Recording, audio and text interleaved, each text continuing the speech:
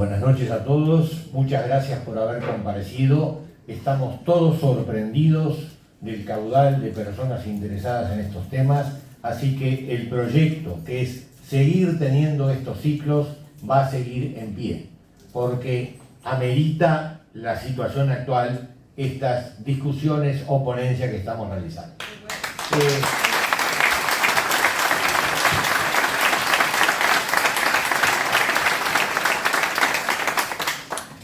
Como han visto ustedes, y espero seguir la misma tónica, esta mesa ha sido analítica, racional. No hemos puesto el enfoque emocional que tienen estos temas, porque justamente era uno de las metas para tratar esta temática.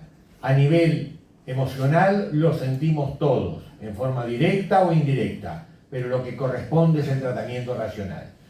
No apelamos aquí a analizar los delitos de lesa humanidad, la violación de derechos adquiridos, los análisis de la culpabilidad no efectuados, las eventuales coautorías y cómo llegamos a ellas, las cosas juzgadas administrativas, los temas de prescripción, la existencia de semiplena prueba.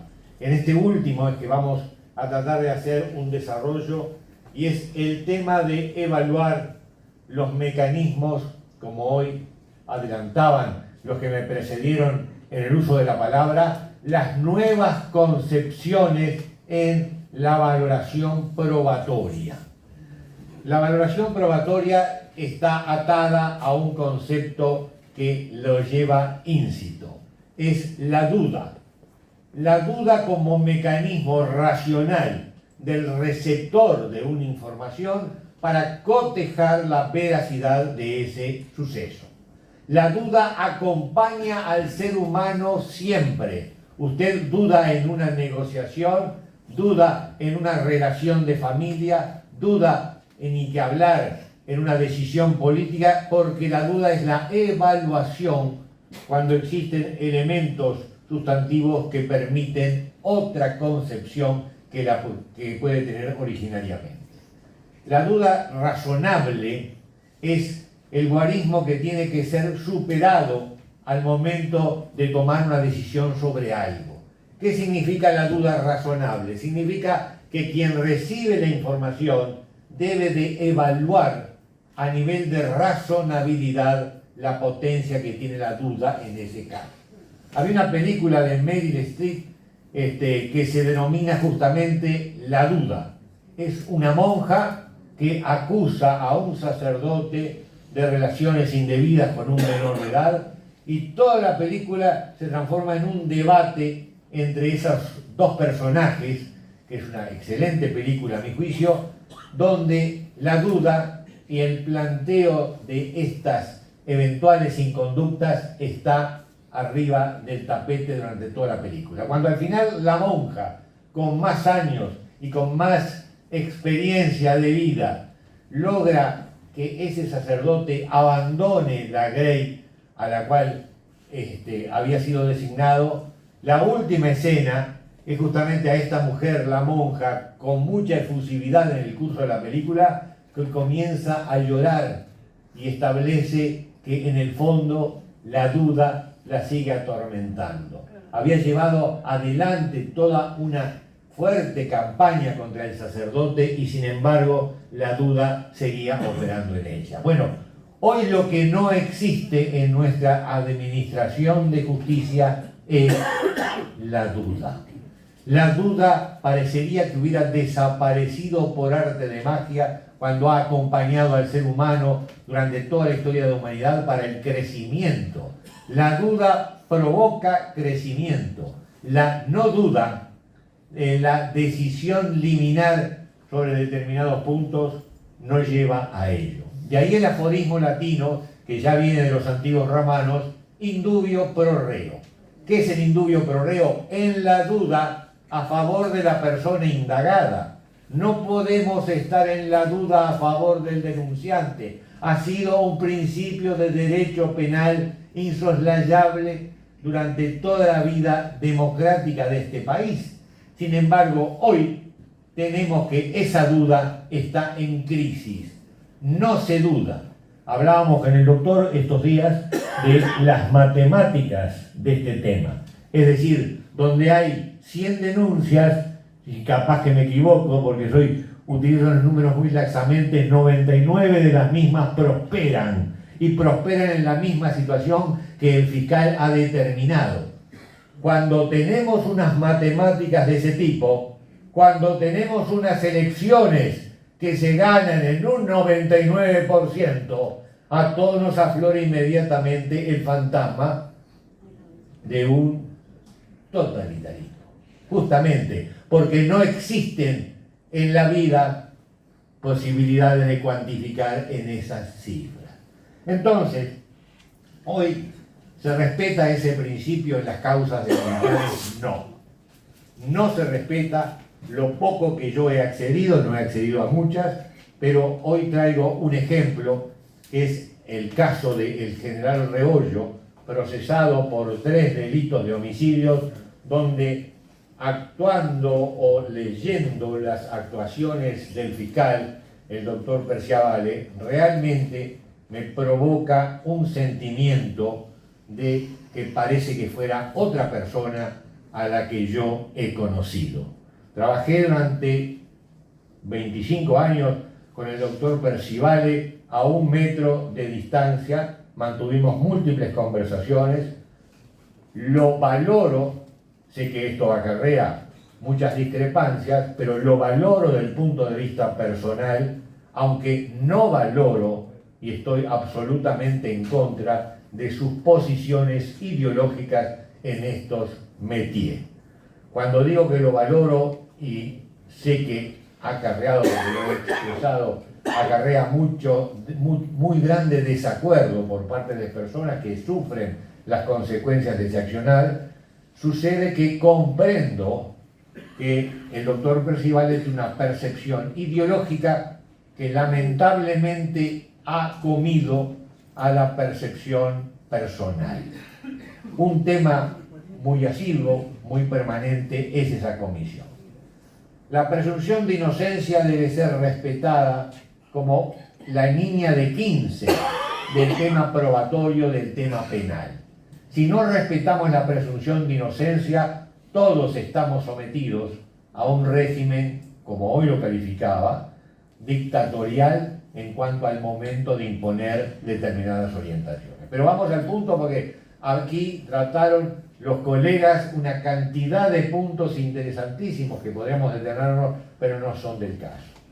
En cuanto al punto que quiero ir, y tengo en mi mano la solicitud de procesamiento del general Rebollo, a la cual he encontrado varios factores que trataré de exponer lo más sucintamente como incongruentes con los principios elementales de un sistema democrático republicano en materia de actuación penal.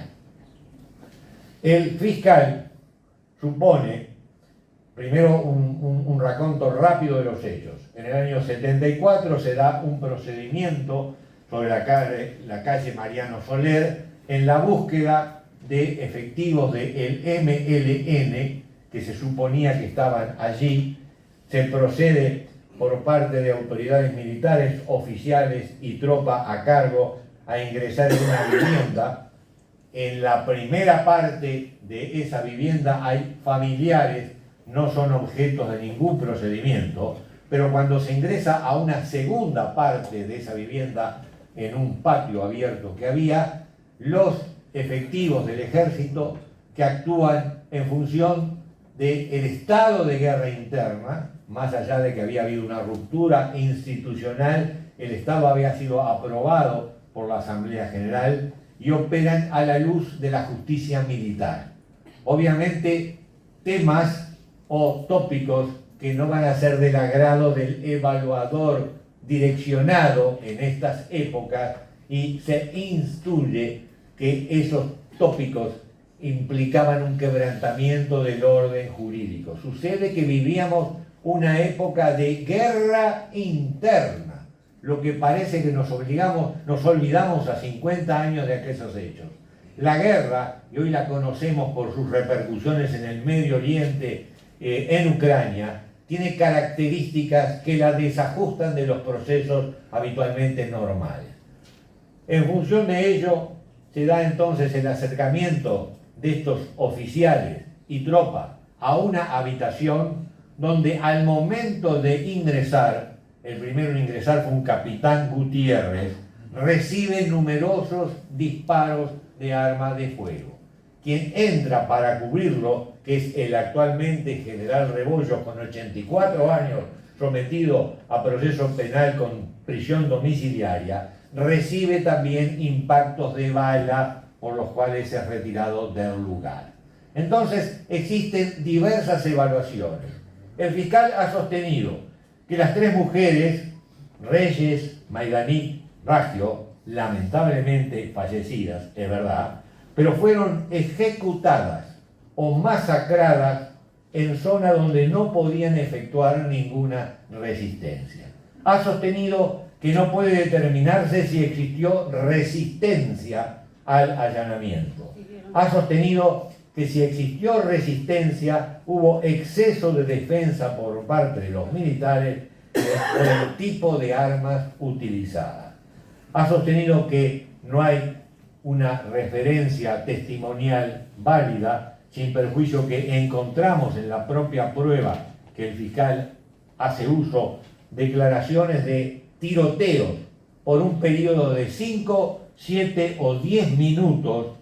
No olviden ustedes consultar el reloj, lo que significa un tiroteo por 5 nomás minutos. Es una barbaridad de tiempo. Y ha sostenido también, o surge de la requisitoria fiscal, que no puede determinarse quién mató al capitán Gutiérrez. Esa línea de análisis se ve desvirtuada por los propios hechos existentes en la requisitoria que efectúa el fiscal. La Junta Médica, que fue constituida 50 años después de los hechos, lo digo con la posible ironía en la inflexión de mi voz, lo que representa una junta que hace una metapericia sobre las pericias de la época a 50 años y con las condiciones, creo que hoy le citaron acá, de algunos de sus operadores. Esa junta médica llega a establecer que no se puede descartar que los militares hayan sido atacados inicialmente y tras ello repetido el fuego. A ver, el sustento probatorio que usa el fiscal es una junta médica realizada 50 años después. Y esa propia junta médica, con la ironía en el tono que no me sale a esta altura de la noche, es la que establece que no puede descartarse, perdón que lo quiero leer, no se puede descartar que los militares hayan sido atacados inicialmente y tras ello repelido el fuego. El acontecimiento de la muerte de un militar, lamentablemente en forma muy oscura, se deja o se pauta como lineamiento que puede haber sido objeto del propio fuego militar que se realizó en la oportunidad. Las heridas que padeció el propio actualmente general Rebollo retirado podrían, establece también los peritos, haber sido ocasionados por las armas de las mujeres a quienes no se incautó porque habían fallecido, pero se reconoció en el lugar la existencia de armas cortas calibre 38. Es decir, en esta acusación, que no quiero leer textual porque si no el perjuicio, aunque la tentación es grande, dice el fiscal, pues más allá si las jóvenes resistieron o no el allanamiento, es decir, el fiscal se ubica en la posición de resistió o no resistió, como si fueran eventos con la misma magnitud probatoria. Si hubo resistencia, hubo enfrentamiento armado. Si no hubo resistencia, no hubo enfrentamiento armado. Sigue el fiscal, dice, lo real es que estas fueron ejecutados, si se quiere, masacradas cuando se encontraban acurrucadas en una zona donde no podían efectuar resistencia alguna. O una cosa o la otra. Hay artículos del Código de Proceso Penal último, que es de aplicación de principios por sobre el Código Procesal anterior, que establecen en el artículo 142 del presente: en caso de duda deberá absolverse al imputado. El Código antiguo tiene referencias numerosas a la necesidad de plena prueba para poder imputar una conducta y la necesidad que se arribe a través de la sana crítica, que es un procedimiento racional a conclusiones. En definitiva, lo que trato de trasladarles a ustedes: hay una requisitoria del fiscal, un pronunciamiento del fiscal que dice: tanto se haya resistido el rapiniero, estoy poniendo un ejemplo, cuando fue descubierto por el dueño de casa, como si no se resistió, igualmente fue ejecutado. Incorrecto, absolutamente incorrecto, y esto es un principio de análisis, repito, no del tiempo, para numerosas características de este tipo de requisitoria. Por otra parte, si hay un oficial muerto, sostener que lo mató el fuego militar, cuando los tiroteos, de acuerdo a los testigos, van de los 5 a los 10 minutos, yo voy a hablar un total de 15, así que casi tenemos la totalidad de mi dicción como periodo de tiroteo. ¿Cómo podemos sostener la hipótesis de una ejecución cuando hubo incautación de armas de fuego, un herido, un muerto, y a pesar de esos elementos se sostiene la existencia de una ejecución porque las armas, es decir, echamos mano a cualquier argumento sucesivo porque las armas no estaban en equidad de condiciones? Como si, y nuevamente volviendo al ejemplo, el ciudadano que descubre a un ladrón dentro de su casa y lo ve armado, le tuviera que decir: momento, ¿qué calibre usa usted? Voy a buscar un calibre similar porque si no voy a ser acusado de la misma.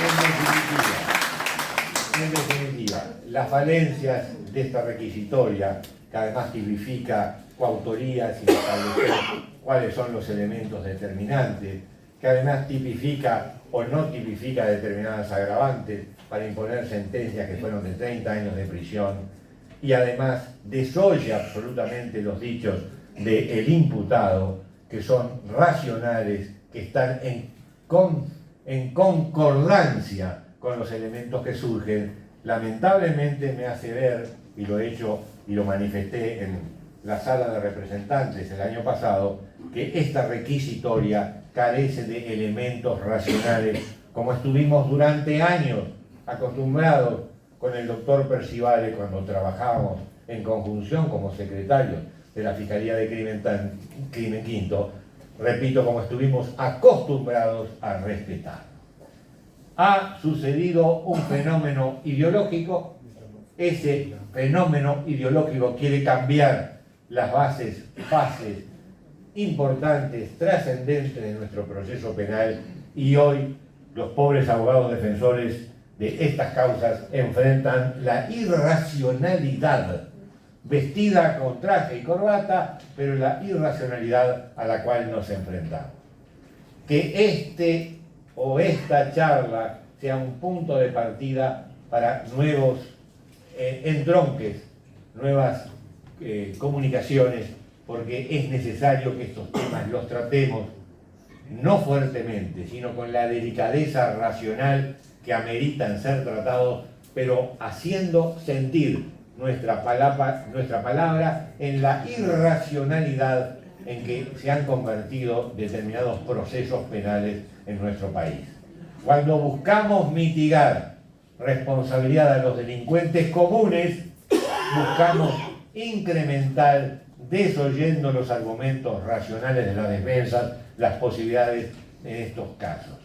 Esa diferencia de criterios es lamentablemente ideológica y en esta línea vamos a seguir operando para ver si eso lo podemos cambiar con las dificultades enormes que vamos a tener del acompañamiento político, pero si lo podemos cambiar por lo menos por determinada legislación que atempere estas incongruencias a las que están siendo sometidos generalmente oficiales de ejército, de policía o civiles asimilados por esta casa de brujas, como decíamos en el video hace un tiempito, a que estamos viendo sometido nuestro proceso penal. Muchas gracias.